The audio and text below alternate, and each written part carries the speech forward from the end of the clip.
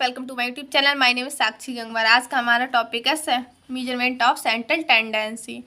तो क्या इसमें देखते हैं, अंक सामग्री को आवृत्ति वितरण के रूप में व्यवस्थित कर लेने के पश्चात विभिन्न समूह अथवा योग्यताओं की तुलना करने के लिए एक ऐसे मूल्य की आवश्यकता पड़ती है जो कि समस्त समूह का प्रतिनिधित्व कर सके।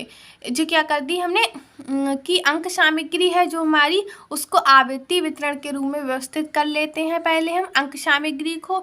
फिर उसके पश्चात कुछ समूह अथवा योग्यताओं की तुलना करने के लिए हमें कुछ मूल्यों की आवश्यकता पड़ती है जो कि समस्त समूह का प्रतिनिधित्व कर सकें। अब बात करते हैं हमारे सेंट्रल टेंडेंसी होती क्या है। केंद्रीय प्रवृत्ति के माप को प्रायः औसत कहते हैं। क्या कहते हैं? औसत कहा जाता है। औसत से सामान्य लोग प्रायः का अर्थ लगाते हैं, कहते नहीं औसतम ये चीज इतनी है। तो औसत से जो सामान्य लोग हैं वो उसका अर्थ क्या लगाते हैं? प्रायः। औसत का अर्थ क्या लगाते हैं? प्रायः। पर वस्तुतः सांख्यिकी में औसत का अर्थ क्या होता है हमारा? केंद्रीय प्रवृत्ति के माप से है। अगर हम सांख्यिकी में औसत का बात करें या फिर सांख्यिकी में औसत के अर्थ की बात करें तो उसका अर्थ क्या लगाते हैं हम? केंद्रीय प्रवृत्ति के माप से। इस संबंध में सिम्पसन एंड कोफ का, वैज्ञानिक का नाम है सिम्पसन एंड कोफ का, इन्होंने क्या लिखा है कि एक केंद्रीय प्रवृत्ति का माप वह विशिष्ट मूल्य है जिसे चौं ओर से अन्य अंक संगठित होते हो। जो हमारा केंद्रीय प्रवृत्ति है उसकी माप क्या है? वह विशिष्ट मूल्य है जिसमें चहुं ओर अंक संगठित होते हैं, और या फिर जो अंकों को दो अर्थों में विभाजित करता हो। या तो उसके चारों ओर अंक संगठित होंगे या क्या, जो अंकों को दो अर्थों में विभाजित करता हो।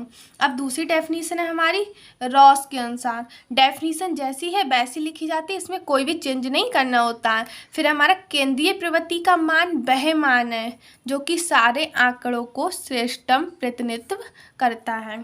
ये डेफिनेशन हमारी सरल है रॉस महोदय की। इन्होंने कहा केंद्रीय प्रवृत्ति का मान वह मान है जो कि हमारे सारे आंकड़े हैं उनका क्या करता है? श्रेष्ठतम प्रतिनिधित्व करता है। सामान्य रूप से मनोविज्ञान और शिक्षा में प्रयुक्त होने वाली प्रवृत्ति की मापें कौन कौन सी? तीन है हमारी, औसतांक, मध्यांक, बहुलक, या फिर मीन और अर्थमेटिक मीन, मीडियन, मोड। अब बात करते हैं हम औसतांक हमारा, या फिर पहले बात कर लेते हैं हम केंद्रीय प्रवृत्ति है, इसका हमारा महत्व क्या है।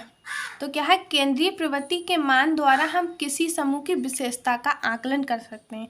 जो हमारे केंद्रीय प्रवृत्ति है इसके द्वारा हम क्या करते हैं? किसी समूह की विशेषता का आकलन कर सकते हैं। फिर प्रायः पूर्ण सूचना उपलब्ध न होने पर भी हम केवल केंद्रीय प्रवृत्ति के मान द्वारा कुछ निष्कर्ष निकाल सकते हैं। पहला हमारा क्या है? किसी समूह की विशेषता का आकलन सरलता से कर सकते हैं। दूसरा क्या है कि केवल केंद्रीय प्रवृत्ति के मान द्वारा हम कुछ निष्कर्ष निकाल सकते हैं, चाहे हमें पूर्ण सूचना उपलब्ध हो या ना हो। तो पहला हमारा क्या था? मीन या फिर माध्य। अब बात करते हैं हमारा मीन या माध्य होता क्या है। केंद्रीय प्रवृत्ति के मापों में सबसे अधिक विश्वसनीय और स्थिर माप हमारा क्या है?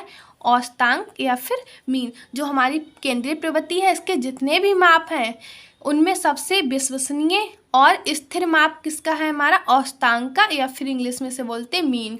किसी अंक सामग्री के समस्त अंकों के योग को उन अंकों की संख्या से भाग देने पर भागफल होगा, यहाँ पे भागफल प्राप्त होता है, उसे हम क्या कहते हैं? औसतांक कहते हैं।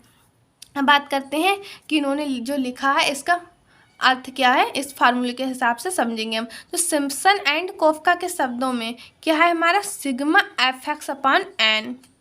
ठीक है, अब हम एक एग्जाम्पल के हिसाब से इसको एक्सप्लेन करेंगे। जैसे हमने ले लिया हमारी ये डाटा दिया हुआ हमारा 5, 4, 7, 8, 6, 12, 11, 10, 3, 4। ठीक है, अब हम क्या करेंगे? इन सब का योग करेंगे जो क्या होगा हमारा? सिग्मा एक्स होगा या फिर सिग्मा एफ एक्स होगा यहाँ पे। तो इनका योग किया हमने 5, 4, 9, इनका सबका योग करेंगे हम तो क्या आ जाएगा हमारा? 70। तो टोटल हमारा योग क्या आया? 70। अब हम देते हैं इनकी संख्या या फिर उनकी क्या नंबर है? 1, 2, 3, 4, 5, 6, 7, 8, 9, 10। 10 हमने नीचे लिख दिया। इनका टोटल योग कितना आया? कुल पदों का योग हम बताएं, कुल पदों की संख्या। कुल पदों का योग हमारा कितना आया? 70। कुल पदों की संख्या हमारी कितनी? 10। तो हमारा मीन कितना हो गया? 10 एकम 10, 10 सत्ते 70। तो हमारा मीन हो गया हमारा 7। अब हम बात करते हैं मध्यांक या मीडियन। हमने जो केंद्रीय प्रवृत्ति ही इसका पहला और सबसे विश्वसनीय क्या था हमारा, औसतांक या फिर मीन। दूसरा हमारा क्या है, मध्यांक या फिर मीडियन। औसतांक जिसकी गणना आंकिक श्रृंखला के हर अंकों को आधार मानकर की जाती है। अब हम मध्यांक की बात करते हैं। मध्यांक किसी आरोही अथवा अवरोही रूप से व्यवस्थित अंकिक श्रृंखला का वह स्थानीय मूल्य है जिसके ऊपर तथा नीचे अंकिक श्रृंखला के आधे आधे अंक रहते हैं। इसमें क्या है, आरोही या अवरोही रूप से व्यवस्थित अंकों की श्रृंखला का वह मूल्य जिसके ऊपर तथा नीचे क्या हो, आंकिक श्रृंखला के आधे आधे अंक रहेंगे।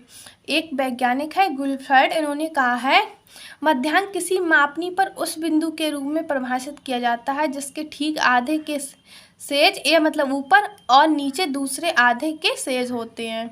अब बात करते हैं हम इसका फार्मूला क्या है।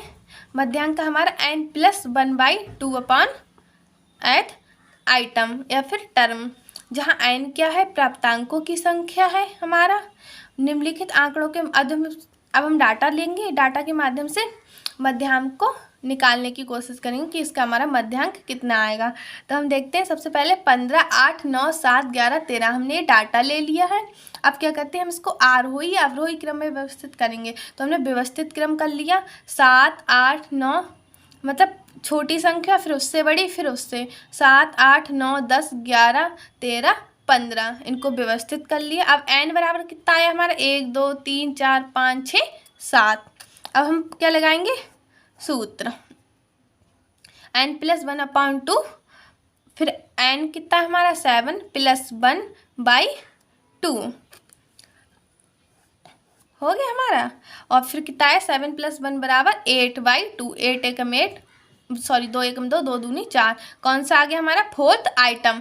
अब इसमें हमें को ये देखना है कि फोर्थ आइटम हमारा कहाँ पे आ रहा है। 1, 2, 3, 4, 5, 6, 1, 2, 3, 4। तो हमारा मध्यांक क्या हो गया, 10।